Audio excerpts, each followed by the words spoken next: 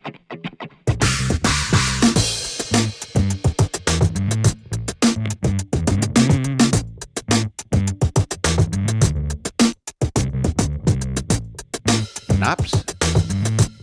i cols.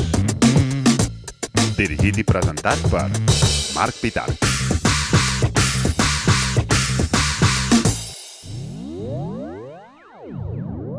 Hola, Pau. Hola. Com estàs? Molt bé. Encantat de tenir-te aquí. I jo també d'estar aquí. Això és Naps i Cols, un podcast d'entrevistes gravades des del menjador, on la idea és que cada programa tindrem un convidat diferent i simplement demanem al convidat que porti una cançó i porti una notícia i a partir d'aquí anem cap on sigui. Avui tenim en Pau Julià. És un plaer tenir aquí en Pau Julià. Merci. Músic, baixista amb una trajectòria que tendeix a l'infinit. Bueno, es pot dir que sí. Llicenciat en Psicologia. Sí, I un bon amic. sí, això també. Pues, Pau, escolta'm, de veritat, estic molt feliç d'arrencar el podcast aquest, el primer programa, amb tu, amb algú que fa molt temps que ens coneixem. Tot i que val a dir que feia una temporadeta que no ens creuàvem. No. I que ens podíem haver conegut molt abans, però no va ser així. Ara hi anirem, perquè és veritat que les nostres vides s'han anat creuant sense massa consciència fins a un punt que va ser com, bueno, o sigui, ja no pot ser, això no pot ser. Pau, formació musical autodidacta. Total, sí. Sí. Sí, jo bueno, tenia bona oïda de petit. Ma mare tocava el piano. Recordo una anècdota d'un dia que no sé què vaig sentir, era una cançó del Paul McCartney a la tele, un videoclip. Jo recordo que sortien ossos de peluix, però després he buscat i no surten ossos de peluix. No sé per què. Jo de petit, tenia 6 anys. I me'n vaig anar al piano de ma mare i vaig treure la melodia. Amb la mà dreta vaig treure la melodia de la cançó. Ma mare va flipar i em va fotre a fer escales. I vaig avorrir la música fins als 14. I llavors vaig descobrir que hi havia una guitarra a sobre d'un armari i li vaig demanar al meu pare que me la baixés. No l'havia vist mai en ma vida, aquella guitarra. Em sembla que va comprar el meu pare per fer-se el guai i no sabia tocar-la. I va estar allà avorrida, aquella guitarra, fins que la vaig fer baixar i la vaig començar a tocar com si fos un baix. Vaig rebentar les cordes en 2 setmanes. Amb aquests dits que tens. Amb aquests dits com botifarres. I a partir de llavors vaig tocar el baix. No, ni guitarrista, ni ho vaig intentar, la veritat. I això va ser als 14. Això va ser als 14, sí. O sigui, del 6 als 14 vaig avorrir la música. I abans del 6 recordo haver fet una espècie de concert de xilòfon al Parvulari, a l'últim any de Parvulari, una cosa així. Perquè tu et vas criar a Menorca. Jo em vaig criar a Menorca, sí. Nascut a Maó, sí. I com era en Pau amb 6 anys? Buf, el Pau amb 6 anys, com era? Bueno, suposo un xaval normal. El que passa és que vivia en una casa que estava una mica aïllada del poble i no tenia molta gent amb qui compartir el meu temps. I pues, el compartia amb mi mateix, després amb els meus germans, amb algun veí que anava amb mi a l'escola. És que jo vivia a Sant Lluís i anava a escola a Maó. Llavors la gent amb la que jo feia vincle de l'escola, després no les tenia gens a prop. Perquè de Sant Lluís a Maó... Uf, mogollon, 4 quilòmetres. Fuck, 4 fucking quilòmetres, tio. 4 fucking quilòmetres, però que t'han de portar. Tens 6 anys, també, ho entens. 6 anys no conduïes encara. No. El màxim era... Que va ser a partir del 7 que vas començar a conduir. Tenia com un cotxe, com una espècie de car que anava amb uns pedals i feia tot un circuit per casa meva, però a unes velocitats es veu que eren bastant Fernando Alonso. Jo crec que alguna neurona se'm va anar de costat cap allà en aquell moment. I Lego. Jo jugava al Lego. A més, ja tens un germà, no?, que us porteu no molts anys. No, tinc un germà que ens portem 4 anys 4. I una germana que ens portem 7. Ok. Sí. Imagino, doncs, que vas venir a Barcelona als 18. Exacte. I, o sigui, que dels 14 als 18, que dius que als 14 vas començar a tocar... Sí. Deuries tocar amb bandes a Menorca o tocaves amb ton germà o amb qui tocaves? No, tocava sol i vaig intentar tocar amb un parell de bandes allà i va ser un fracàs màxim. Per què? perquè bueno, jo devia fer mesos que tocava el baix, com 4 mesos, així, i no feia res. Llavors em van... vaig començar a anar a unes classes que feien a una tenda, que és on em vaig comprar el primer baix, i el tipus atenia la tenda mentre et donava les classes, que era com surrealista, perquè estaven com... Hi havia unes aules a dalt, hi havia de baixar unes escales, la tenda estava a baix, i et deixava fent una cosa en plan de fes això, i vaig estar fent una escala de rock and roll durant mesos, perquè no passava d'aquí. Perquè mentre el tio estava venent, no? Clar, el tio estava venent cordes allà, i bueno, un desori. Desori, el teu podcast preferit. Exacte, i llavors resulta que uns xavals buscaven baixista i m'han avís a mi, vaig anar allà i bueno, la història va durar uns mesos fins que em van fotre fora. Jo em fotia 11 quilòmetres amb la moto i un ampli petit entre les cames i el baix a l'esquena per anar a assajar perquè després no estiguessin, perquè no hi havia mòbils en aquella època i tal, aquestes històries. Quines pintes, Pau. Molt heavy, amb hivern, plovent, unes merdes gordes. Després això es va acabar i vaig anar a provar amb uns altres xavals que eren heavies i llavors arribo allà i em diuen has de tocar Breaking the Law. I dic, no sé quina és, i em diu, pues ja pots marxar. Saps? En plan, va ser com si no saps qui és Judas Priest i no sé què. Era una prova, no, quasi? Era una prova de foc. Al final vam fer com una jam i no sé què, però ja no vaig tocar amb ells. I després vaig muntar un grupet amb uns xavals allà, però ja devia tenir 16, quasi 17, i va durar el que va durar perquè em vaig pirar. Ok. I va ser si tu ets del 78. Del 78, sí. Aleshores vas venir a Barna com el 96. 96, sí. 96. I vas venir per estudiar psicologia. No, vaig començar fent geologia autònoma. Jo volia fer mediambientals, estava com molt conscienciat amb medi ambient i aquestes coses en aquella època. Clar. És l'època del Capitán Siam, no? Més o menys. Jo no el vaig arribar a veure mai, però bueno, jo què sé, suposo que l'entorn, no? Menorca, aquestes coses, al final dius, no, sos illes, bueno, això ho han de cuidar, saps? I llavors havia de fer com el primer cicle de geologia, i treure unes notes del copón, em van quedar totes menys una, i llavors vaig decidir que no faria, que no era el camí, no? Al contrari que el Mandaloriano, no? This is not the way, saps? En plan... I llavors vaig canviar i em vaig passar a psicologia. No? El que vale, i el que no va a psicologia. Exacte. Allà vam acabar. Allà ens vam trobar, tu i jo. Bueno, allà ens vam creuar sense veure. Ens vam creuar sense saber qui érem, exactament. Sí. Jo aquí tinc un buit, perquè tu, Pau, o sigui, no sé si opines igual, però jo crec que igual el projecte més exitós musical al que has participat és Manos de Topo. Sí, bueno, o el que més visibilitat ha tingut. El que més visibilitat, sí, més repercussió, sí. Del 96 al 2004, que entres a Manos de Topo, sí. Hi ha 8 anys a Barna, dels quals jo no he sapigut trobar les bandes en què participava. Si recordes algun projecte o és una època en què no tocaves tant? O... No, vaig tocar força. El que passa és que eren aquestes bandes que començaven i no ho portaven a cap lloc fins que vam muntar una banda que es deia Fake Relics amb un col·lega que es diu Xavier Barberà. Hombre! Amb el mític Xavier Barberà. I, bueno, vam tenir diverses bateries. Vam començar amb la bateria de Manos de Topo, abans de Manos de Topo. I quan es va muntar Manos de Topo va ser ell qui em va reclutar a mi per anar a tocar amb ells. O sigui, Manos de Topo neix el 2004 també? O havia nascut abans i tu t'incorpores? Neix el 2004, més o menys, i el primer disc és del 2006, però portàvem dos anys... Bueno, neix el 2004. No sé si potser abans i tot... A mi em sonava que abans que tu entressis ja havien fet alguna cosa, però... Havíem fet concerts i potser tenien una maqueta o una cosa així. I entres tu amb un altre, no? No entreu dos? O igual ho tinc mal entès? Sí, ells eren 3 i no tenien bateria. Això, entres tu i el bateria. Entro jo i el bateria i jo entro en principi per gravar-los una maqueta amb un 4 pistes de caset que tenia. Uau. O sigui, entro com a productor.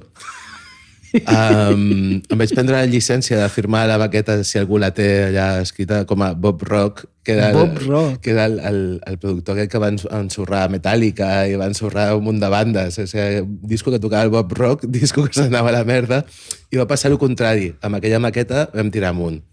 Va ser com una espècie de temptar el destí. És una cosa que m'agrada molt fer aquestes coses allò que tires de mig camp un dia i entra, però si ho intentes molt no surt, doncs això, has de fer provar aquesta... saps? No ser molt insistent, sinó temptar el destí, no? A veure si reacciona, no? Perquè a vegades si ho intentes molt no funciona gens. Temptar el destí. El teu podcast preferit. I bueno, vaig entrar a fer això, la maqueta aquesta, i al final em vaig quedar com a baixista també. I l'altra banda, Fake Relics, vam gravar una maqueta molt xula que es va quedar a casa, però vam taronejar un dia un grup de Madrid a la sala Sidecar i diu la llegenda no, és una cosa que jo sé, que em va trucar el Cristian Pallejà de Nissei, el guitarrista de Nissei, dient-me que el grup de Madrid els portava a Becore i que el jefe de Becore es veu que li va agradar molt el concert i que volia parlar amb nosaltres, no sé si per fitxar-nos o per què, i que li enviéssim una maqueta. No ho vam fer mai. No. Vam tentar el destí, també. Bueno, encara hi sou a temps. No, vaig parlar amb ell l'altre dia i no se'n recordava d'això. Però bueno... Bueno, fot 20 anys. Fot 20 anys, però jo sí me'n recordo.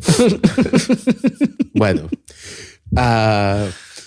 Aquesta anècdota em serveix per pensar que potser és de les poques bandes que això li succeeix. Això passa a les pel·lis, ¿no? En plan de, chicos, no sé, me ha encantado lo que hacéis, ¿sabes? Mandarme una maqueta. Tenéis mucho futuro, chicos. Això paso mi teléfono, llamadme, por favor. Exacte, això ja no passa. No. I bueno, això és el que vaig estar fent durant aquests anys, tocant molt amb el Xavi, que és una persona que toca molt bé la guitarra, del que he après molt a nivell musical, i hem tocat molt plegats junts. I ara segueixo, hem reprès aquesta història, no es diu igual, però estem amb una altra bateria, estem muntant un altre projecte d'aquelles braces, no? Són bastant brases, també, però sí. Tornem a Manos de Topo, vale. Si et sembla. Això, entres al 2004, graveu el primer disc el 2006. Què passa amb Manos de Topo? O sigui, per què ho pateu amb Manos de Topo? Amb una banda tan peculiar. Wow. Perquè és un so i és... Penso que almenys la veu, no? Del cantant sí. és com algo molt, molt identitari, però que jo he de dir que en la meva primera escolta em va generar cert rebuig de dir, però què està fent, saps? Per què canta així? I és molt normal, vull dir, jo crec que no he escoltat, m'ha costat molt escoltar un disc de Manos de Topo a casa. Però ho vau petar fort. Sí, no sé, jo crec que hi havia alguna de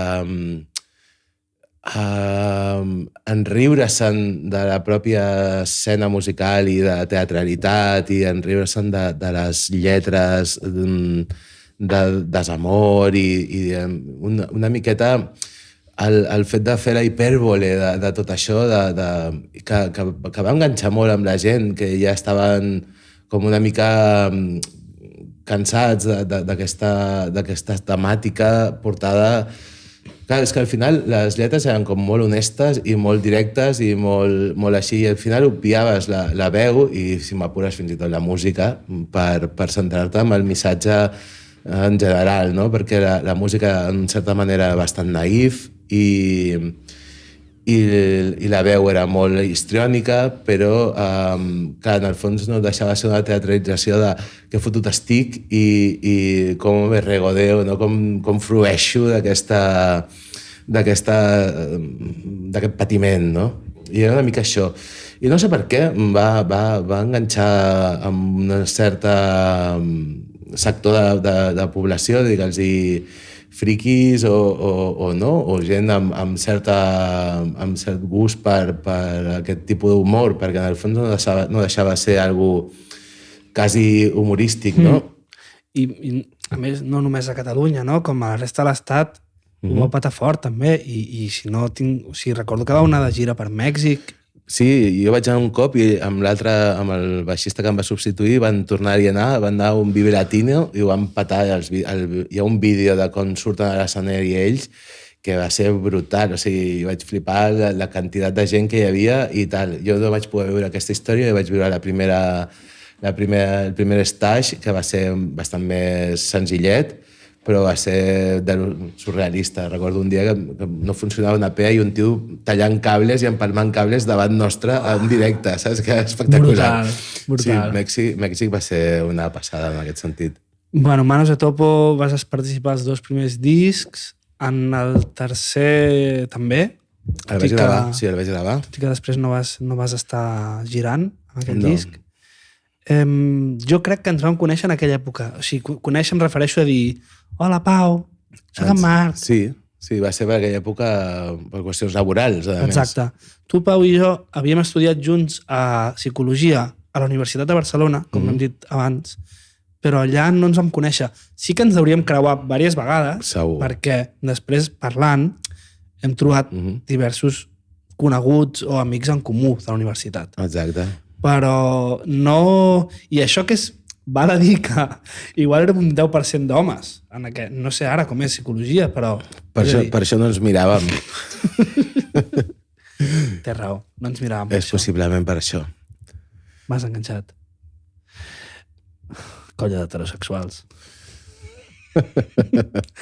Bueno, i si no, doncs perquè ens teníem molt vistos. És igual, si heterosexuals o no. Bueno, la qüestió és que vam estudiar a la mateixa facultat. Jo vaig entrar al 99, 2000, o sigui que tu havies entrat abans. Sí. I jo vaig anar a fer les pràctiques en una escola d'educació especial a Sant Boi, que és on tu estaves treballant. Sí. I allà va ser quan va ser... Doncs jo he estudiat al mateix lloc, ostres!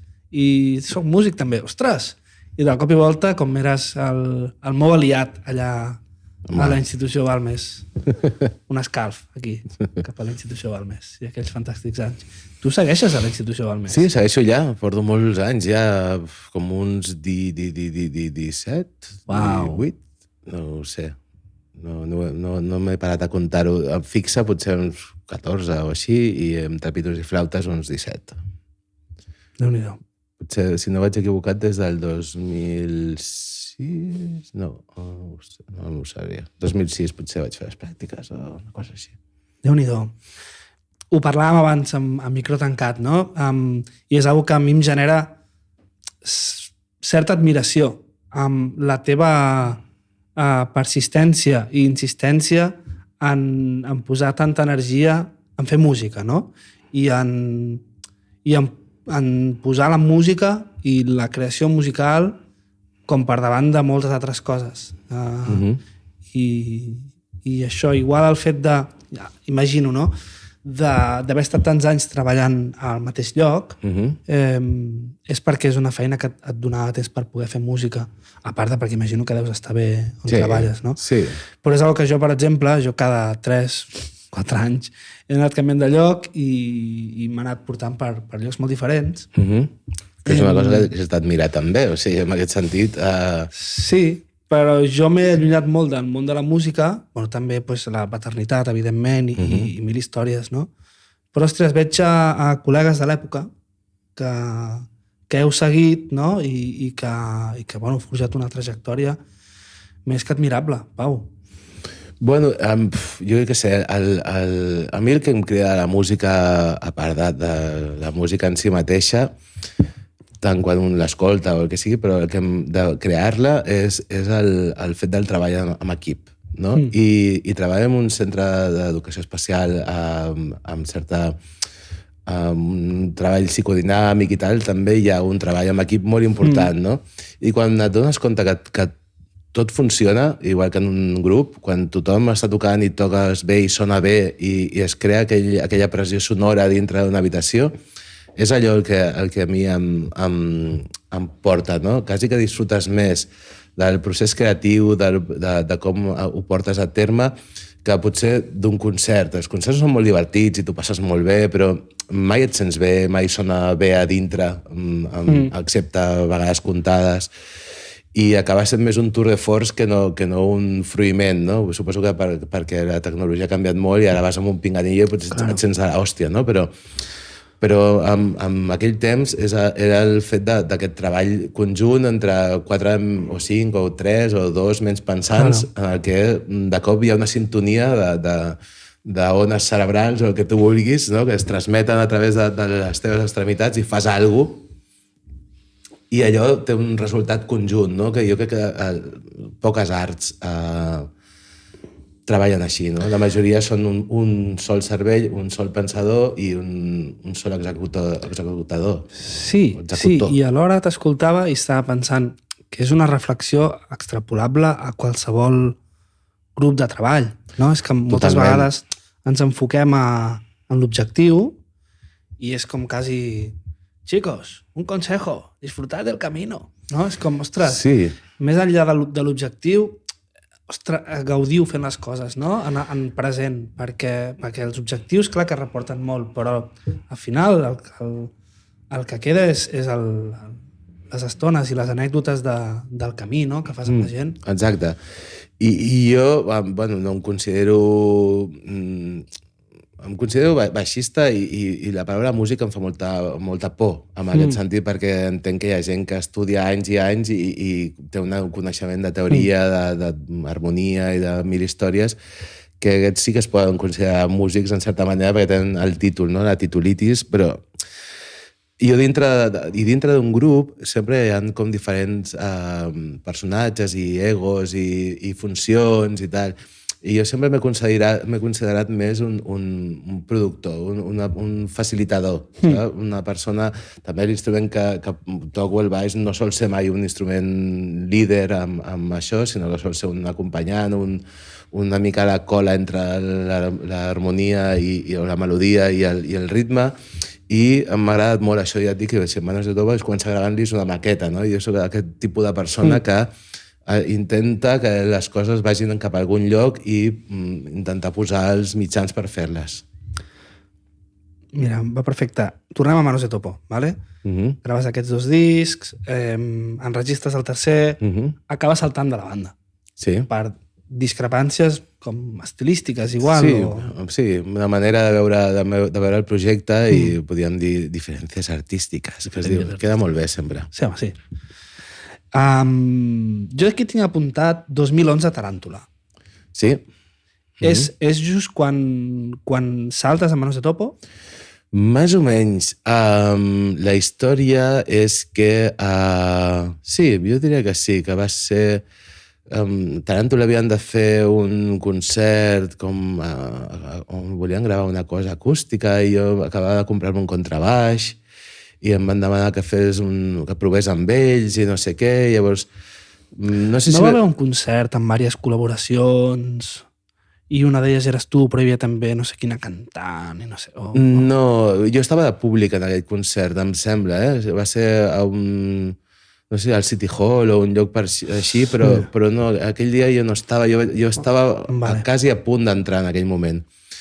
I el que sí que vam fer va ser un concert amb els de Taràntula, més la Sara Fontana, l'Oriol Cortadellas, que toca a Sildàvia, el Xavi Tort, trompeta de 1000 gravacions de l'època a Barcelona, el Reinaldo, que era un tio que va estudiar a Berkeley, superbo i tal, i vam fer una espècie de no sé si em deixo algú, estava All Stars. Estava el Vicente, el Dani de Taràntula i la Eli, i vam fer un concert pel CCCB intentant rememorar les sales de festa de Barcelona als anys 40. I vam fer tot un concert de boleros. Uau.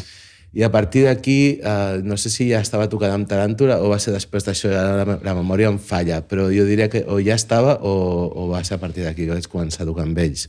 Ok. Jo tinc apuntat aquí 2012 Neri Lufuki. Yes. Neri Lufuki era un projecte de funk en el qual vam estar tocant els dos. Tu estaves al baix i jo estava a les tecles. Tinc apuntat aquí 2012-2015. Jo en guardo un magnífic record.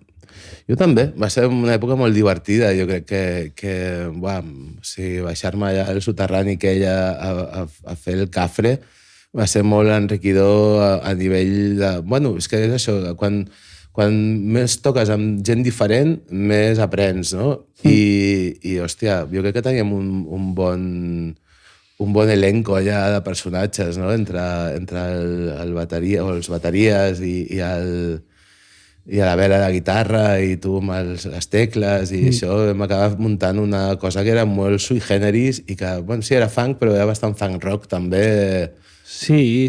up tempo i pujadet de revolucions. Per posar en context, no? Quan dius aquell soterrani, és perquè en aquella època teníem un local al carrer Sant Felip Neri, que és un dels carrers que arriba a la plaça Sant Felip Neri. Una de les places... D'aquí el nom de Neri Lufuki. Correcte. Per mi una de les places més boniques Fernando, de Barcelona. Fernando a la percussió. Una plaça molt bonica al costat de la catedral, no? I allà teníem un local, doncs, amb la gent de Hamster Loco, vam agafar un local que estava totalment atrotinat i vam fer tot.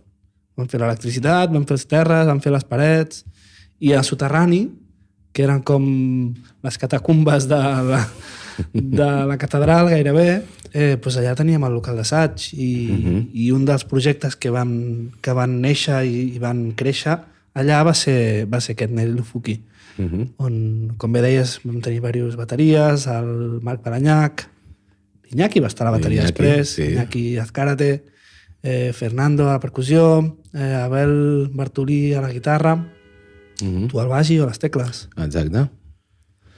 Fins aquí. Molt bé. Arribem al 2014 i arribem a... Aquesta és una època en què estàvem fent tu i jo coses junts bastant, perquè el 2014 vam engegar un projecte que es deia Van Darren, del qual jo en guardo molts bons records. Va ser una època molt esbojarrada i molt divertida. O sigui, treballàvem a distància, en aquest sentit. Internet, amunt i avall, i venga, gravació a casa. Jo acabava de ser pare, feia setmanes, quan decidim tirar endavant el projecte Van Darren. I la idea era fer cada setmana, treure una cançó, és a dir, cada setmana, buscar una notícia que estigués d'actualitat, alguna cosa que estigués passant a l'estat espanyol, composar una cançó. Això vol dir fer una lletra, fer una música, gravar-ho, mesclar-ho, produir-ho, fer un videoclip... Fer un vídeo, exacte. I penjar-ho a les xarxes. I això cada setmana. Aquest era el plan pel 2014. Vam arrencar molt fort i jo crec que els primers 2 mesos o 3 mesos vam fer 8 temes o alguna cosa així, en 3 mesos. Sí. I després vam seguir i vam acabar l'any amb 15 o 16 temes.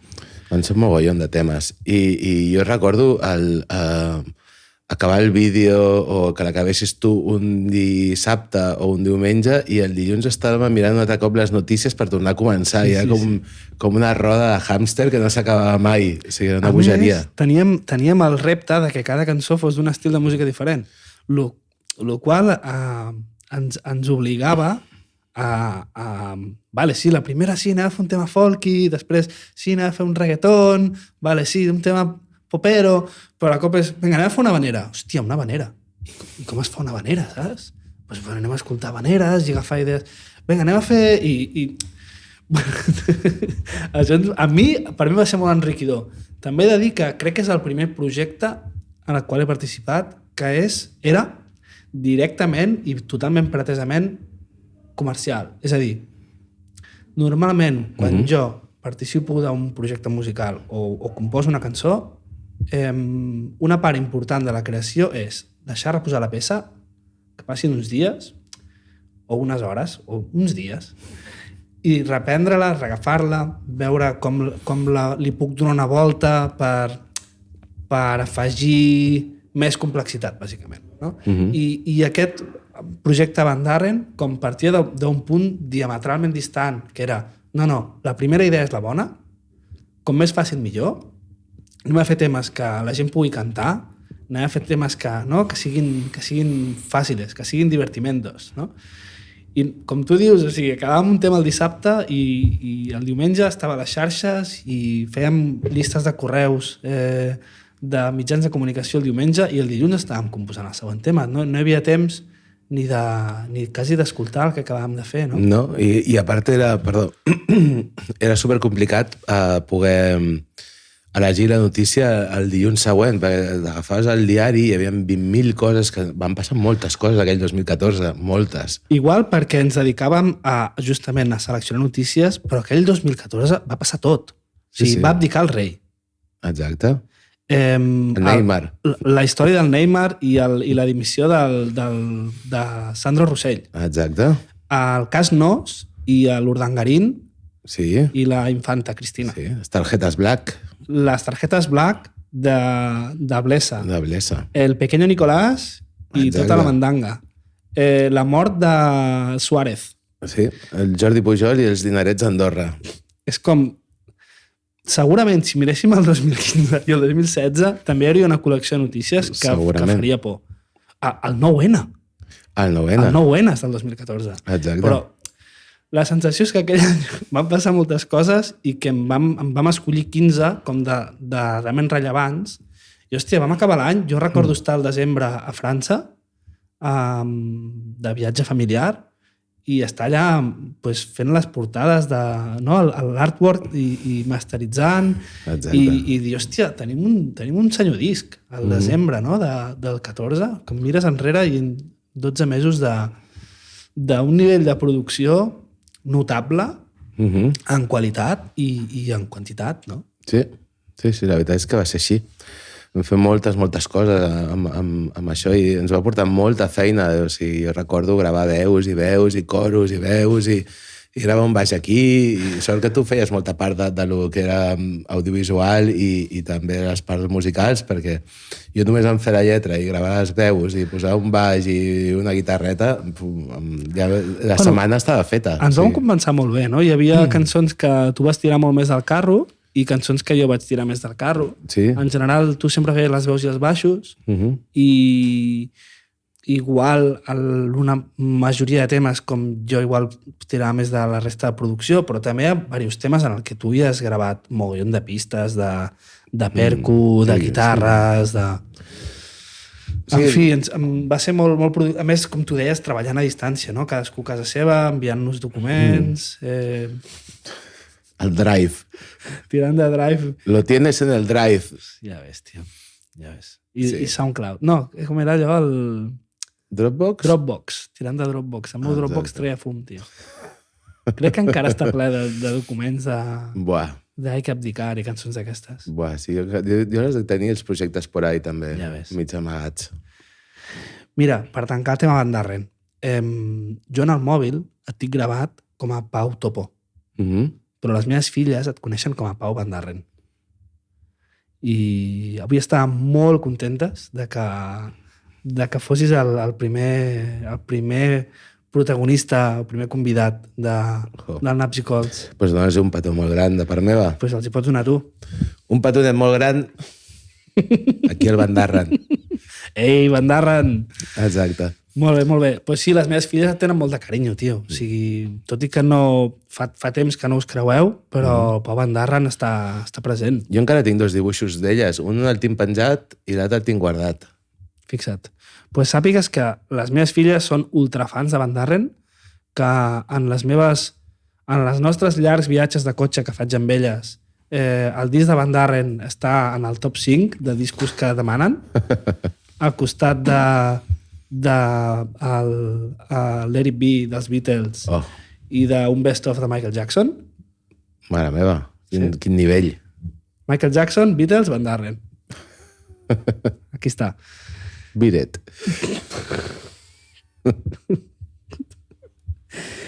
Bueno, seguim avançant perquè com deia al principi, ets un personatge com molt fructífer, no? A nivell de bandes, portes molts anys fent moltes coses. Estem al 2014 parlant de Van Darren.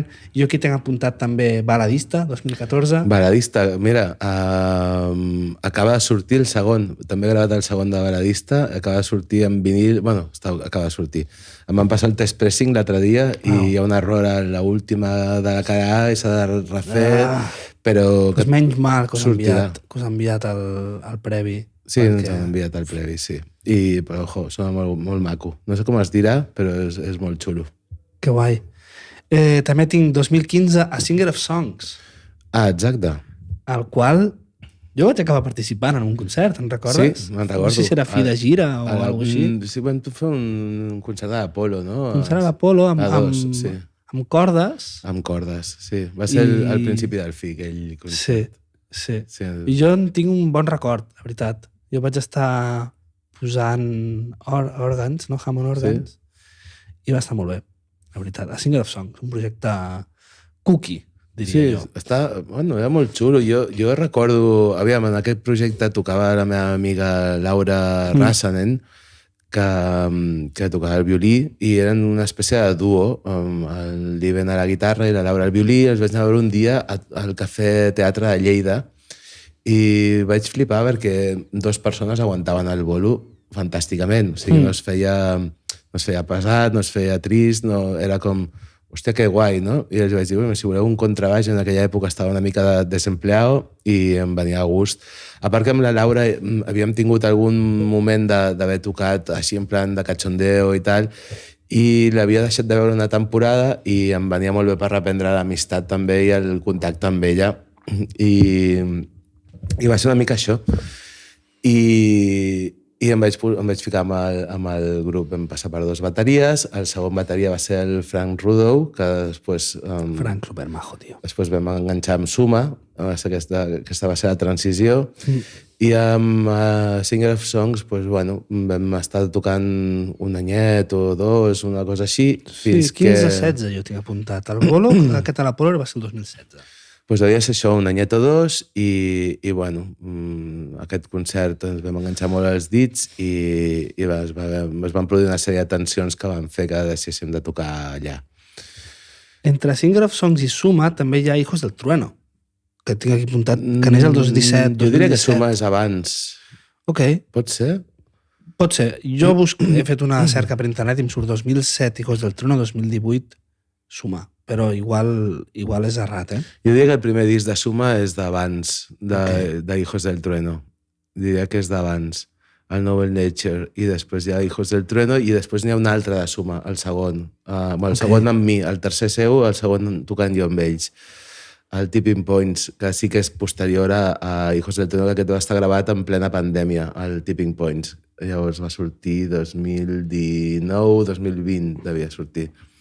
En plena pandèmia arrenques un projecte que es diu Disco Legmits. 2021 tinc jo aquí apuntat. Sí, aquest 2021, sí, jo diria que va ser, sí, a mitjans 2021, plena pandèmia, totalment. Era quan podies anar i havies d'estar a les 10 a casa perquè el virus a les 10 anava a dormir i aquestes coses. Sí. Aquest era va ser aquesta època. Vam començar, doncs sí, començar a assajar. Curiosament, l'Irra, que és l'altre component de Disco Legmits, també és el bateria d'Air Talent, on toco amb el Xavier Barberà, que tornem al primer període de tot això. Pre-Manos de Topo Barcelona. Pre-Manos de Topo Barcelona. I tenia unes cançons, em va dir, em dones un cop de mà, no sé què, i al final, doncs, hòstia, la cosa va quajar molt ràpid i les cançons estan fetes i ja estem preparant el directe i en principi el presentem el dia 21 al Sidecar, el 21 d'abril. 21 d'abril, Disco Legmits. El Sidecar amb Chaqueta de Chándal. Chaqueta de Chándal. Chaqueta de Chándal, que és el grup del Guille Caballero, el Pocho, i ella no me'n recordo com es deia. Perdó, no me'n recordo.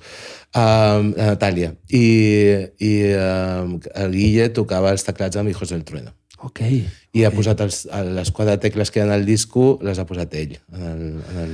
Vale. Obligat per aquí. Vale. 2023. Quins projectes estàs ara mateix? Pues segueixo amb Disco Legmits, segueixo amb Suma i segueixo amb Berta Ale i bueno, també tinc un grup de versions al Delta de l'Ebre que es diu Llomillo, que és... Hombre, Llomillo. Que portem més de 10 anys ja, són unes risses. Un grup que portem més concerts que assajos i que tenim vols a l'estiu i fem allà... Bueno, sempre va bé baixar allà i fer una roseta i fer un concert i... Ho hem parlat diverses vegades. A mi m'agradaria molt participar d'aquest projecte. N'hem parlat algunes vegades i... Pues jo crec que no tindrien cap problema. Ho sé. Em fa molta gràcia. A mi el rotllo versions i banda d'estiu em posa molt catxon, tio. Pues tot és parlar-ho. Ho sé. Com saps, soc un home molt atrafegat. Atrafegat, el teu podcast preferit. Però qui sap? Tu saps. Bueno, la nostra biografia a l'Instagram posa banda de rock ebrenca. guitarra, rock i cassoletes de terra, saps? O sigui, que tot el que siguin tapes d'aquestes que venen amb aquelles cassoletes de terra de... No érem jo millor que havies...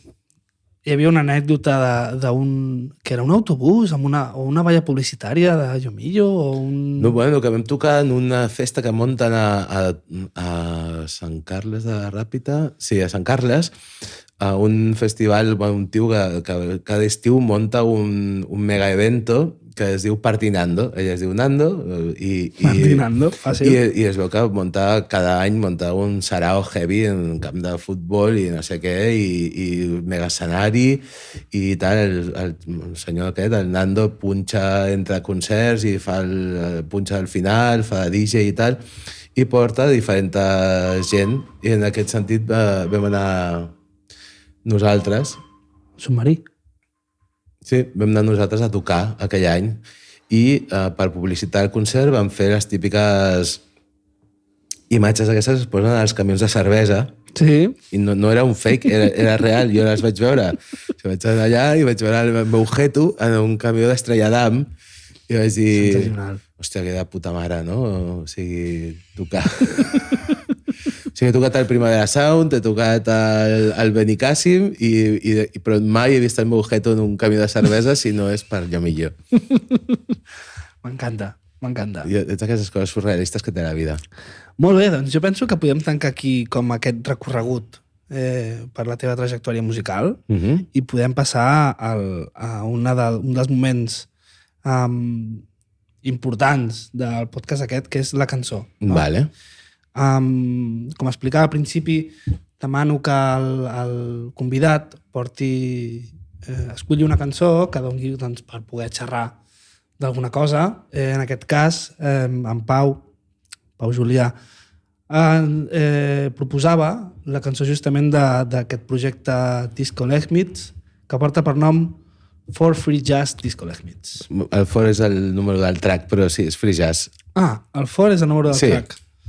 Està així al vídeo de YouTube, posa 4 davant. Bueno, perquè sàpigues quin número de track és. No et despistis, no? Free Jazz Disco Lechmits, exacte. Molt bé. Doncs jo he de dir que primer, no he entès una sola paraula a la lletra. Això és importantíssim. O sigui que igual ens pots fer 5 cèntims de què parla. I l'altre és que el primer que m'ha vingut al cap quan l'escoltava és Joy Division. Bueno, no està malament la idea de Joy Division, però per què en concret? No sé, la sonoritat, com... Bueno, això, un punt ochentero, no? És el punt ochentero... És el xorus aquest que... El baix retombant a tota hòstia. Vale. I sí, el punt aquest frenètic rock 80s. Sí, bueno, la cançó versa sobre aquests garitos prepandèmia prepandèmia i quasi et diria podríem dir finals del 2000 on s'ajuntaven una certa calanya d'homes que es dedicaven a fer mansplaining a la barra i que s'estimaven molt ells mateixos i sabien molt de tot, de cinema i de moltes coses, i que a part hi havia certs garitos on tancaven la porta i allà passaven coses. Passaven coses estupefaents al lavabo i coses així.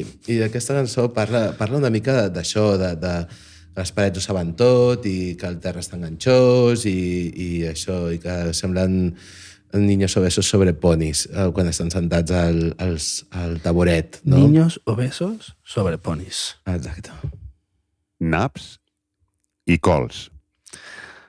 Niños obesos sobre ponis. M'encanta. Sí, això és el que diu la lletra, que no has aconseguit entendre, però diu això una miqueta, no? De parlar d'aquest submón que hi havia abans de que et fessin anar a dormir a les 10 pel tema del virus i tot això, de molts garitos d'aquesta Barcelona de finals del 2000, dels 90, del 2010, que xapaven porta i els habituals es quedaven allà dintre Jo tinc grandíssims records d'aquella època. Sí, evidentment, i jo crec que és una cosa que s'ha perdut. Tu creus? Això no segueix passant? És a dir, no direm noms de locals. No direm noms de locals, perquè jo ara mateix no els freqüento ni sé quins són, però és possible que segueixin existint, però jo crec que l'alevosia amb la que es feia d'aquella època potser era diferent a la que existeix ara, no? I potser n'hi havia molts més, perquè hi havia molts il·legals i molts llocs. Jo crec que el fet de les festes a casa des de la pandèmia, jo crec que ha canviat molt el panorama. Abans la gent sortia amb més... Tot era més barat. O sigui, ara comprar-te una birra a un bar de nit és plantejar-s'ho bastant bé, no? I això no vol dir que la gent jove no surti, ni que no hi hagi garitos, ni molt menys. Però no ho sé. Jo recordo aquella època, suposo igual que tu, en el que era una cosa molt habitual, no? I que plantejaves aquell mític moment de què fem? Ens quedem o anem a la discoteca? Ens quedem aquí un rato més i al final no anaves ni a la discoteca ni anaves enlloc i quedaves allà, no? Però sí, i això, no? Beben negronis i parecen niños obesos sobre ponis, no? Aquest gent que et menja l'orella finament amb aquest coneixement vasto, no? I no podria ser Pau, simplement, que ens hem fet grans. I que ja no... Nosaltres no anem, però clar, hi ha una generació que ve darrere... Clar que ens hem fet grans, tio, però mogollon. Que segueix anant a aquests locals clandestins i... Sí, el que dubto és del mansplaining. Ja. Potser les noves generacions això ho tenen bastant més però mira, de set de mà. aquí avui som 3 homes gravant un programa de podcast. I parlant de les nostres hazañas, que això és bastant frijàs en aquest sentit. Bastant frijàs. Ens falta que el terra estigui enganxós i que les parets ho sàpiguen tot, però... Això ho arreglem ràpid, Podem arreglar-ho ràpid. Però sí, no, aviam, la vida i les generacions és un cicle en què moltes coses es repeteixen i hi ha certes coses que no, perquè, evidentment, i per sort, la gent va canviant, no? I el que pensa la joventut d'avui en dia és molt diferent del que pensàvem nosaltres i el camí que hem hagut de fer per arribar fins aquí, i si encara intentem actualitzar-nos, no? Fins que ens dongui el sistema operatiu per seguir-nos actualitzant. Però hi ha alguna cosa que és consistentment permanent, que és la nostàlgia.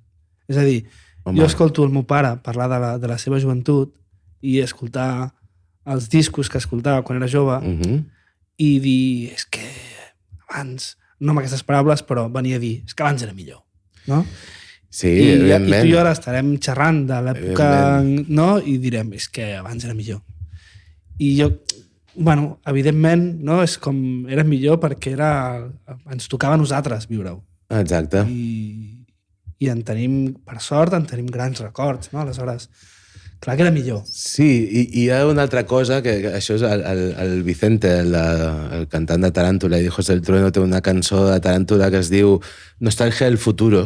Nostàlgia del futuro. M'agrada molt. Que és una idea bastant interessant, el fet de que el futur no és com nosaltres ens esperàvem. I seguim tenint aquesta nostàlgia, o no seria nostàlgia la paraula, però seria un anhel de, bueno, el 2000 els cotxes volaran i tot serà molt guai i tot anirà molt bé, i estem veient que no anem per aquest camí tampoc, saps?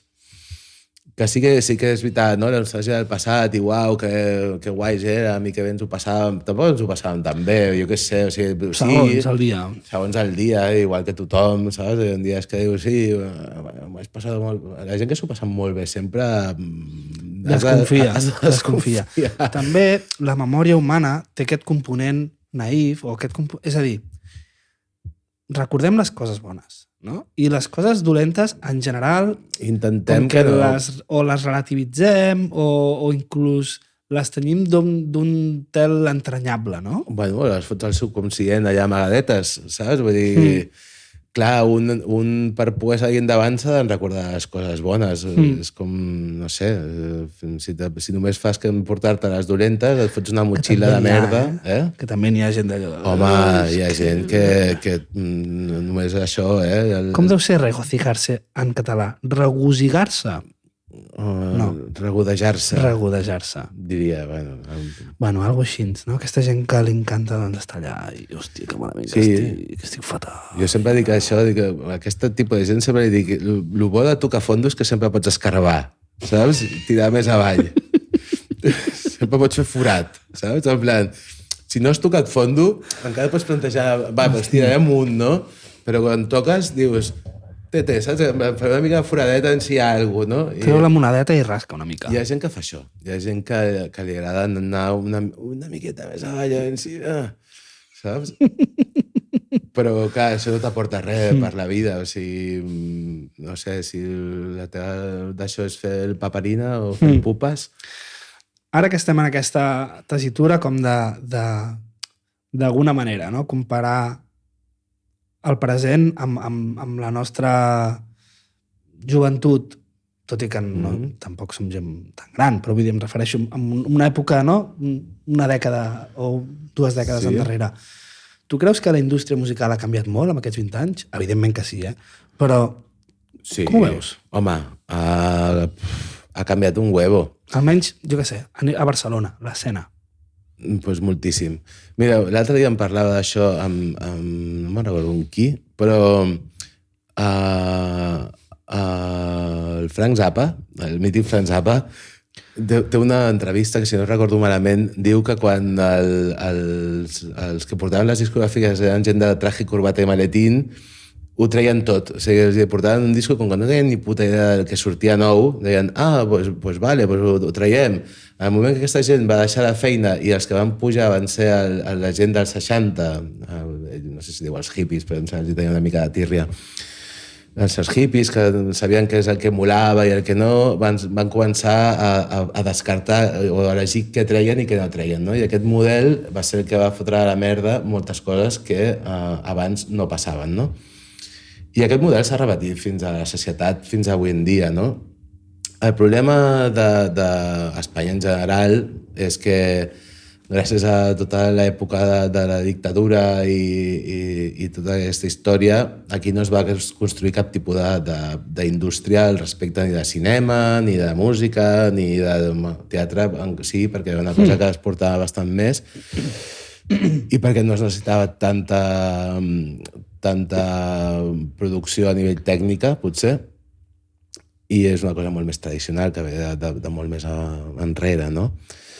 Però a nivell de cinema i música, o sigui, molta gent oscaritzada en aquest país i que ha tingut grans previs perquè s'ho han currat, són gent que no té estudis de res i que venien del no-res, des d'electricistes fins a directors de fotografia, i el mateix amb la gent que es dedicava a gravar, a produir, a muntar concerts o el que fos, no? I no s'ha sapigut des del 75 que va morir Franco fins a dia d'avui, no s'ha sapigut crear una xarxa a nivell industrial sobre la música, no? I als 90 potser estava millor perquè va haver tot aquest boom de l'indie i que si el Xixon Sound, que si la gent que venia de Galícia, que es va muntar una escena allà, i ven com diferents escenes que bullien una mica, no? A Barcelona una altra, a Andalusia una altra, i hi havia com una certa ebullició. Evidentment, Madrid sempre ha tingut la seva, sí. Però... I sembla que en algun moment es va començar com a fer tot això, i llavors va fer com una mica de teixit, però molt amb pinces i molt aguantat per la gent que ho portava, i que en el moment que desapareixien, perquè es dedicaven a una altra cosa o perquè es jubilaven o el que fos, la cosa queia, no? Són aquestes personalitats que han aguantat certes històries i que han muntat certes coses molt xules, no? I bueno, va ser a l'època on començar a néixer els festivals d'Espanya, o sigui, el primer Benicàssim o com es deia, de les vaques?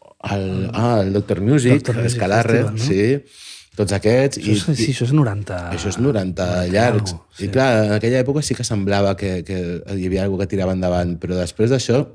Jo crec que després d'això... No ha quedat teixit. O sigui, no hi ha hagut una especialització de discogràfiques, no hi ha hagut una especialització de sales, no creus fidelitzar un públic... Que Operació Triunfo peta tot? O sigui, Operació Triunfo deu ser el 2000, no? Més o menys. I jo tinc aquest record, per aquella època, com que ho va destrossar tot. És a dir, de cop i volta, l'aparició d'aquesta figura que sempre hi ha sigut, no? Del cantante melòdico, no sé què, però portat a l'extrem, no? De cada setmana treure cançons, no sé quants cantants, és a dir... No ho sé, jo no sé, no sé si és Operació Triunfo, perquè també de totes les edicions que han fet n'han quedat 4 de la primera, vull dir que hagin seguit amb alguna de música. Però em refereixo com a model, no? El model de agafem ni tan sols una banda, sinó un cantant o una cantant i ho exprimim al màxim, deixant pel camí totes les víctimes que faci falta, no? I oblidant com les petites sales, oblidant els petits creadors, és a dir, anem a apostar, fem un all-in a un cantant i tota la resta que li donin pel sac. Bueno, és l'època de la banalització de l'art i dels creadors en aquest sentit. És el postmodernisme, és el fet de no interessa el contingut sinó el continent, no? És d'on surt aquesta persona i si és guapo, si és lleig, si salta, si fa no sé què, si té un carismàtic, però cap d'aquestes persones ni composava, ni tocava cap instrument, ni feia...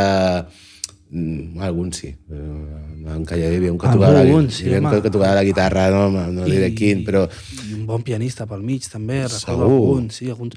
Però com l'excepció, no? I al final tampoc els que ho van patar més. No, ni molt menys. Al final és com... Bueno, el que hi ha ara, no? Com una posada en escena superimportant, no? Una cara bonica i una cançó enganxosa que segurament ha fet alguna altra persona i... Exacte, però això també això ha passat, o sigui, ve passant des de fa més de 50 anys, no? Lo de la cançó composada per algú altre. David Bowie comprava cançons. Això no és un problema. Sempre hi ha hagut grans compositors que han composat per altres, però gent que tenia una trajectòria musical que, bueno, que havia currat i feia cançons seves, però quan no, demanava una altra o que fos. Però aquí ho pots lligar, per exemple, amb la cultura del pelotazo del ladrillo, va ser la mateixa època. Sí. O sigui, va fer molts diners en molt poc temps, en el moment en què veia que Espanya tenia un bon nivell econòmic, no? El séptimo país d'Europa, con mejor economía, dels 90, no? Allò de... Marina d'Or, ciutat de vacaciones. Que estamos en el top 10, chicos, saps? En plan, i llavors aquest era el moment de dir, traiem un solista que ho peta i tot el públic no sé què, i quan aquest tipus no vengui en traurem un altre. Perquè la indústria va anar a buscar això, no? A tope. Anar a buscar això, però pel mateix fet de que no es podia exprimir una escena que no existia. No té molt més. O sigui, quantes sales de concerts queden a Barcelona? Bueno, també la pandèmia ha fet molt mal a la indústria, no? En aquest sentit. Sí, la pandèmia ha fet molt mal, però que ja abans d'això la gent que hi anava era la gent de la nostra generació. Claro. Jo crec que hem passat Clar, hem passat de veure Radiohead a la Sala Celeste a anar a un estadi olímpic o no? És a dir, tinc la sensació de que abans hi havia 150 o 100 artistes que omplien ramatàs i ara hi ha 6 artistes que omplen l'estadi olímpic. I la resta no existeix. El petit concert, la sala petita, el grup que està començant, és com si cada cop és més difícil. No perquè no hi hagi grups, no perquè no hi hagi sales, perquè no hi ha públic, perquè la gent no va, no? És a dir, no... No estic d'acord amb això. No ho veus així? No. Mira, jo t'explicaré una cosa que no sé si saps. Tot això va patar, si no vaig equivocat, en un any que suposava que havia de venir Radiohead, que ja que ho has mencionat, havia d'anar a tocar el Benicàssim i va acabar tocant el Summer Case. No, el Summer Case no. O el Winter Case. El festival aquest que va muntar expressament, el Dream... Bueno, però eren d'aquesta gent. Sí. Eren els mateixos productors, si no vaig equivocat. Sí. Aquesta gent, però que els van muntar un festi per ells. Jo aquella època estava ficat allà. I van dir, anem a muntar un festi perquè vingui Radiohead. I què va passar amb els catxers? Tu ho saps.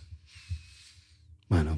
El catxer que s'havia plantejat pel FIP es va superar molt més en l'altre lloc i van rebentar preus.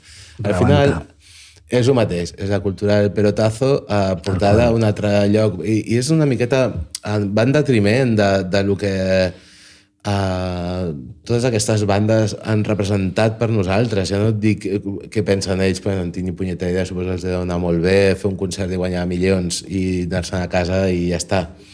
Però per nosaltres representava una gent que treia disco cada 2-3 anys, que tenien un procés, que treballaven, que buscaven les castanyes per donar-li una volta a la música que feien i treure una cosa diferent. I aquesta cultura que li pots dir com de l'esforç, que a vegades es pot malinterpretar com que un s'ha d'esforçar molt per aconseguir les coses i que has de patir, no és de patir, però un ha de treballar per superar-se a si mateix i per intentar ser millor sempre, no? O sigui, no anar enrere.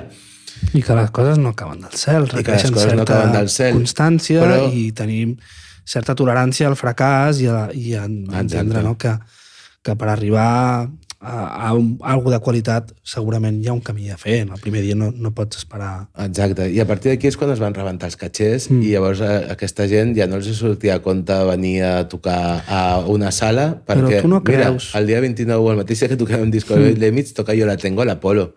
Yo la Tengo és una banda que ha tocat a festivals grossos i segueix venint a sala. I que porta 20 anys. I porta 20 anys i venen d'Estats Units. I no els hi surt barat venir i fer la gira i foten gira a sala. I sempre que poden fan gira a sala perquè és una gent que estan conscienciada amb aquest tipus d'història.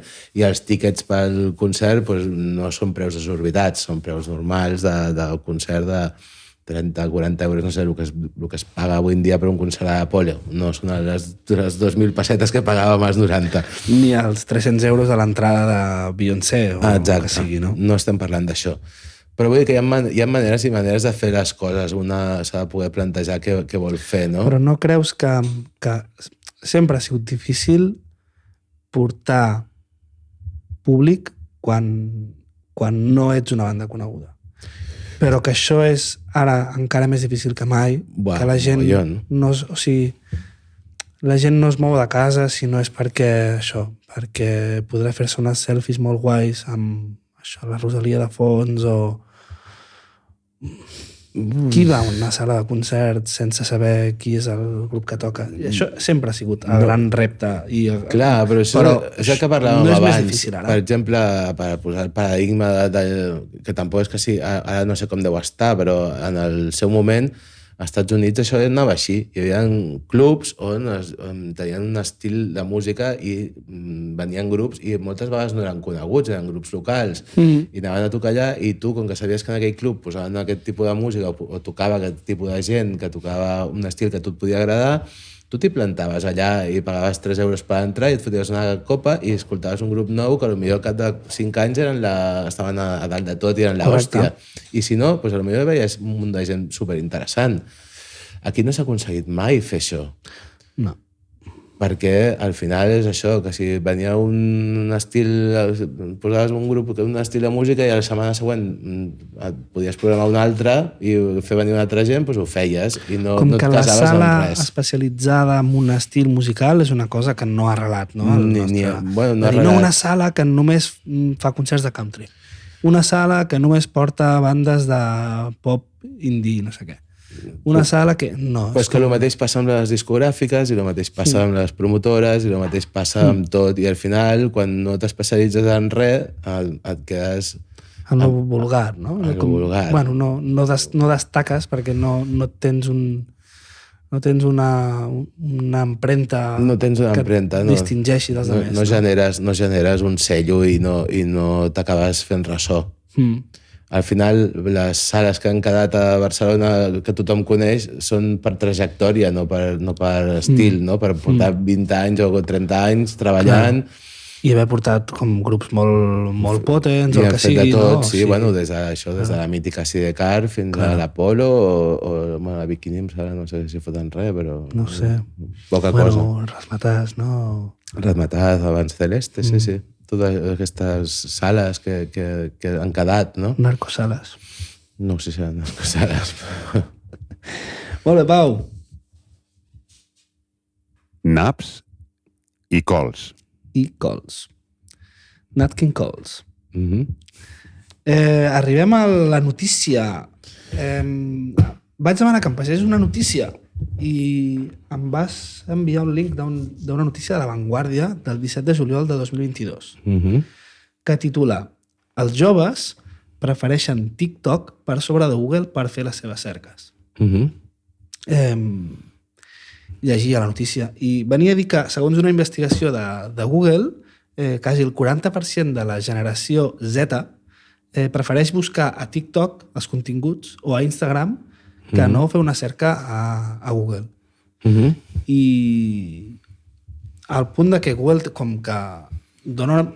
Bueno, com que han perdut, no?, aquest petit sector, inclús es plantejaven doncs, poder arribar a acords amb TikTok i amb Instagram per poder indexar les cerques de vídeos en el seu buscador.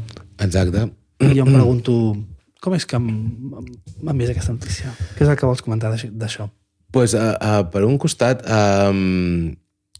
em va fer gràcia que Google se li fes el cul petit, saps? Davant de TikTok i Instagram se'm va fer bastanta gràcia perquè Google és com el top dels buscadores i els que abans la gent es moria per estar entre els 5 primers resultats de Google i tot això. Google fa 20 anys o així que està de tot, no?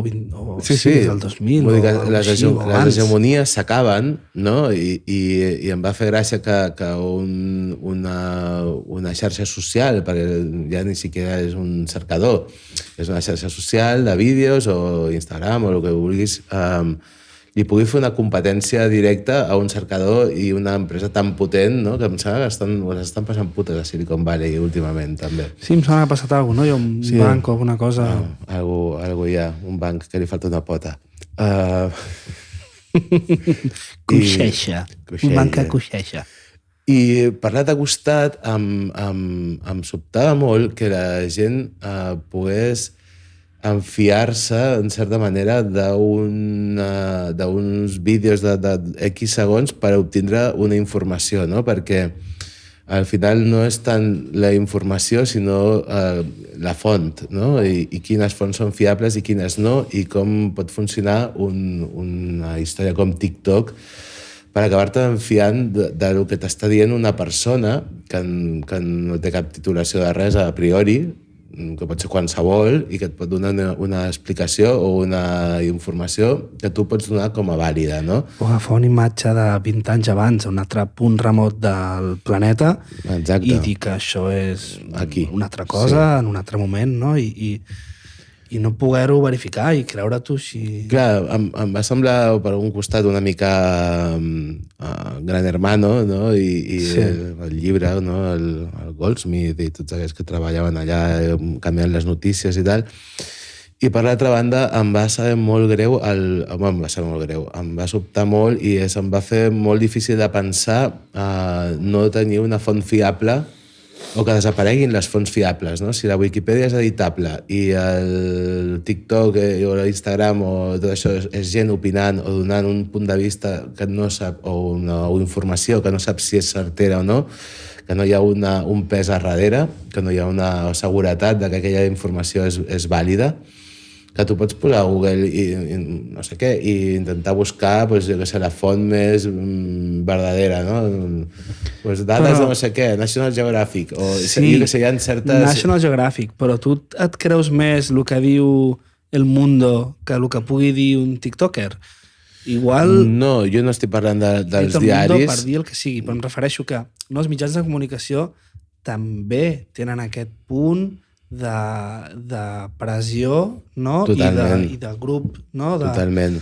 De crear opinió... Jo per sort,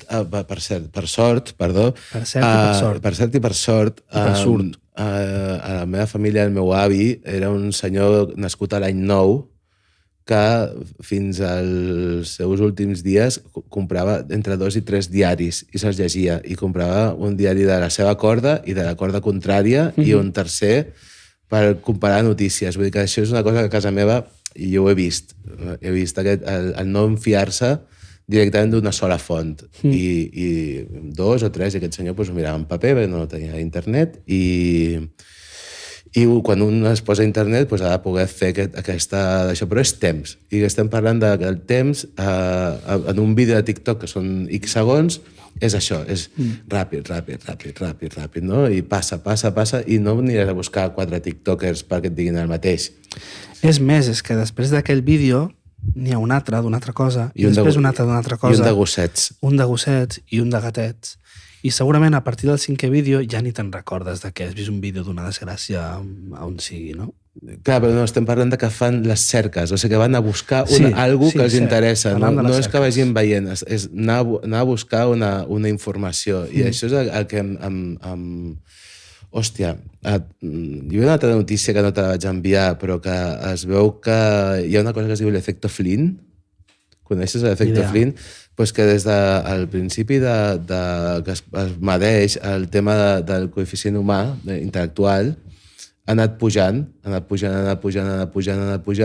fins fa 2 dies que ha anat baixant. Estem parlant de que fa 10 anys que les generacions que neixen són menys intel·ligents que les anteriors. Les causes que diuen els científics, aquests que estudien aquestes coses, és l'alimentació, l'exposició a les pantalles i no me'n recordo quin era l'altre. I potser la contaminació i coses així. Sedentarisme, no? També imagino, és com... Bueno, alimentació, el fet que mengem més merda, coses que estan molt més processades i tal i qual, i que estem exposats a molta informació que no sabem d'on ve, i aquesta immediatesa d'anar buscant, va. I que quin sentit té aprendre alguna cosa si amb 2 clics ho puc trobar, no? És com... Clar, bueno, i espera't amb el xat GPT aquest. Tio. Que això ja, hòstia, hazme una canción al estilo de Julio Iglesias i te la fa en segons, I no t'agrada una paraula, te la canvia i que arribe con és molt boig. Retoño, que tengo una rima guardada, saps? En plan, va d'aquest pal, saps? O sigui, i això on deixarà la gent que crea i la gent que... És que estan provant ja amb imatges i amb vídeo. Avui he vist que havien recreat aquest quadre de Vermeer, la dona que llama el cubo... No me'n recordo. La pintura andesa aquesta, no me'n recordo com es diu el quadre. Rembrandt? No. És aquesta senyora que està amb uns cubs de llet, així com un claroscuro molt xulo. Em sembla que és Vermeer, si no vaig equivocat. Però que l'han recreat amb una intel·ligència artificial. Hazme un quadre així i el fa. I s'assembla a l'original mogollón. Fa molta por pensar a nivell creatiu cap on anem. Fa poc em parlava amb la meva parella i vam arribar a la conclusió de que segurament d'aquí uns anys la gent ja no seguirà actors o seguirà directors de cine, la gent seguirà algoritmes i dirà, hòstia, has provat el nou algoritmo de no sé què, que si això, no? Imagino com... Fes-me una pel·li que sigui d'acció, que surtin ties no sé què, que parli de no sé quantos i que al final sigui sorprenent i no sé què. I l'algoritme ja et genera pel·lícules. Ja, però llavors... I la gent, hòstia, que l'algoritmo mola mogollón porque sabe de hacer no sé quantos... Però no estem caient en que això serà previsible. O sigui, que no tindrà gràcia en el sentit que si tu li estàs donant les ordres del que tu vols veure, serà previsible. O sigui, no hi haurà aquest factor sorpresa. No bueno, sí, perquè pots dir, i que me sorprenda. Ja, tu que me conoces, sorpréndeme. Ja, però la sorpresa és dintre de les coses que tu... O sigui, al final tu li estàs donant unes ordres i no hi ha molta sorpresa després. Que pot ser que sí, que més endavant sigui l'hòstia, però simplement aquesta idea de que segurament, o sigui, les màquines estaran molt més integrades. Ara és una anècdota, això de que les màquines creïn art, no? I ens sorprèn, però crec que anem cap a una indústria d'això. I pensant com podria ser aquesta indústria, ens venia aquesta idea, no?, de algoritmes que fan pel·lícules, o algoritmes que... Sí, no, i faran. I jo què sé, el Bruce Willis, que ja ha vengut la seva imatge perquè la puguin fer servir durant molts anys sense que ell hagi de ser actor. O sigui, ara és un holograma i podrà seguir fent pel·lis. Bruce Willis, año 2525, La jungla de cristal, 87. La jungla de cristal. Exacte. Die Hard. Grandíssima traducció, a més de... Una grandíssima traducció. I l'altre és que es veu que això també està afectant el sector dels dobladors de cinema, que els estan agafant totes les veus per poder-les fer servir d'ara en endavant. Això vol dir que si Woody Allen viu 5.000 anys, la veu de Joan Pere podrà seguir doblant el Woody Allen d'aquí 5.000 anys. Amb el que no hi haurà... O sigui, seguirem escoltant el Joan Pere d'aquí 5.000 anys, fent de Woody Allen. Jo, sincerament, espero no estar aquí d'aquí 5.000 anys, Pau. Ja, per un costat em faria gràcia perquè és molt friqui que la veu de Joan Pere perduri d'aquí 5.000 anys, però per l'altra banda és joder, quina pena, quins nous talents ens estem perdent, no? Gent que ha nascut ja o que naixerà, que seran la puta hòstia i no tindrem l'oportunitat ni de sentir-los, ni de veure'ls, ni de veure què fan, ni de saber com pensen, perquè pensarà una màquina, igual que pensa TikTok. O sigui, una miqueta t'ho vaig enviar per això, perquè és com el punt de partida per parlar de totes aquestes coses, en el fet de que tu busquis d'això de xarxa social, de vídeos, una cosa que tu busques com a informació i que donaràs per bona, perquè estàs fent la búsqueda. Perquè vols sentir alguna cosa, vols que et diguin alguna cosa, que és el que tu vols saber, i ara que ho trobis ja està. O sigui, no té més. No et posaràs a buscar-ne 20, a veure si tots diuen el mateix, perquè no estem parlant d'una secció de notícies, estem parlant de gent que parla de coses, que potser dius, dime, quiero saber si los perros van a andar, i et veuràs 20.000 vídeos de gossos fent... I potser en trobes un, i quan el trobis, pues ja està, saps? En plan, però no és una font, o no hauria de ser una font on un anar a buscar les coses. Sí que és cert que per xorrades, en plan de com s'hace un arroz con bacalao, és molt fàcil, no? Però, bueno, no sé. Bueno, també, és a dir, hi haurà milers de... Milers no, però hi haurà, no? Sempre penya darrere d'aquestes apps dissenyant què és el que ells creuen que... els usos que ells creuen que se n'ha de fer. I a mi aquesta part quasi em fa gràcia o m'agrada, no? De que la gent faci servir les coses com li sembli. No? És a dir, això està pensat per vídeos... Pues saps què? Els joves els surt del nap i prefereixen buscar les notícies per aquí. I cap d'ells, saps? De tots els dissenyadors i programadors que hi havia al darrere se'ls havia acudit i ara corre que te pillo a canviar, permetre, no? Que facilitar que això es dongui, perquè al final, és a dir, tu pots pensar el que vulguis, però la gent sempre... Ja, però no deixa de ser, aviam, i amb tots els respectes, però jo també penso que quan una persona li dona una volta a les coses és d'agrair, saps? O sigui, jo estic molt d'acord amb tu amb això, però amb certes coses no deixa de ser com posar-se la gorra al revés, no? Que en un moment mola molt, però després és ridícul, no? La gorra està pensada per posar-la davant perquè no et toqui el sol. Saps què vull dir-te? Això està pensat per fer vídeos i potser per crear contingut de notícies no seria el seu. Per fer una cerca no seria el seu. Que per un moment donat fer-se el radical mola molt i tal, però en el fons som especialistes. La raça humana som especialistes en crear coses que després se'ns van de les mans i que no calculem ni el valor ambiental, ni el valor ètic, ni el mal que pot arribar a fer, en plan, la dinamita per fer túnels, però si matem una gent, saps? En plan, l'energia nuclear, per fer llum, si fem unes bombes nuclears, també. Ja que estem... O jo què sé, o mil coses que hem donat per bones de, jo què sé, les fàbriques d'aquí del Besòs i del Llobregat que han destrossat tot l'ecosistema i encara ho estem pagant i hòstia, o sigui, per què no fem primer un càlcul abans de posar en mans de gent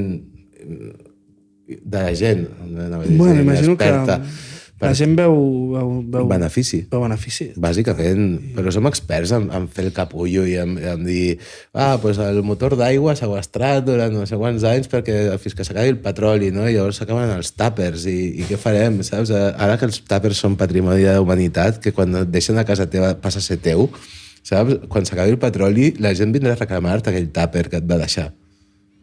Va dir, un dia vaig portar uns macarrons aquí i vaig deixar un tàper al bull, perquè no hi ha plàstic ja, saps? Vull dir, no hi haurà. No calculem amb aquestes coses. Vull el meu tàper. Jo també, jo vull els meus tàpers. Et sembla, Pau, que ho acabem amb aquesta frase? Vull el meu tàper. Exacte. Torna al tàper. Doncs jo crec que és un bon punt per deixar la conversa. Escolta, Pau, m'ha agradat molt tenir-te aquí en aquest primer programa. Hem passat fet molt bé. 1000 paràboles, no? Jo crec que sí. Has estat a gust? Super. Redacció i dibuix lliure. Doncs jo estic molt, molt content de que hem tingut aquesta conversa i espero que ens tornem a veure aviat. Ostres, intentaré venir-te a veure a l'estrena del Disco Leipzig. L'Emits. L'Emits. Disco Lemitz. Quin dia has dit que era? 29 d'abril. 29 d'abril a la sala A Sidecar. a Sidecar. Sidecar m'apropo. Exacte, i si teniu un moment i busqueu Cafè Lemitz a internet, hi ha unes fotos xulíssimes que d'aquí ve el nom de la banda. Molt bé, Pau. Pues, moltíssimes gràcies. I res, als demés, pues, moltes gràcies per escoltar-nos. Això és Naps i Cols. Ens veiem a les xarxes.